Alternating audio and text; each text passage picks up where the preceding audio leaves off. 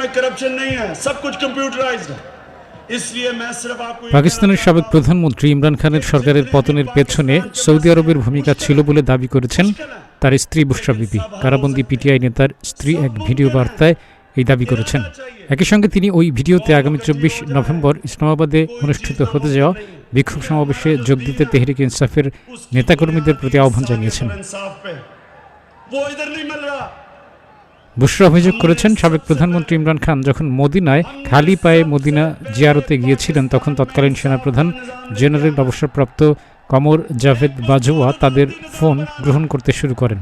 এই তাদের শব্দের মাধ্যমে সাবেক প্রধানমন্ত্রীর স্ত্রী মূলত সৌদি আরবের কর্মকর্তাদের নির্দেশ করেছেন। সৌদি আরবের কর্মকর্তাদের নির্দেশ করে বুশরা বিবি অভিযোগ করেছেন, তারা ইমরান খানের কাজকর্মের প্রতি অসন্তুষ্ট ছিলেন। তিনি দাবি করেন, বাজওয়াকে প্রশ্ন করা হয়েছিল কেন ইমরান খানের মতো মানুষকে ক্ষমতায় আনা হয়েছে। ইমরান খানকে সৌদি আরব পছন্দ করে না বলেও তখন জানানো হয়।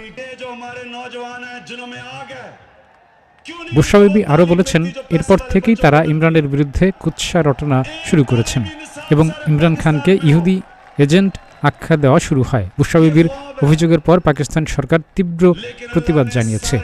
তারা এই মন্তব্যকে পাকিস্তান এবং সৌদি আরবের মধ্যে বন্ধুত্বপূর্ণ সম্পর্কের জন্য আত্মঘাতী আক্রমণ হিসেবে আখ্যায়িত করেছে।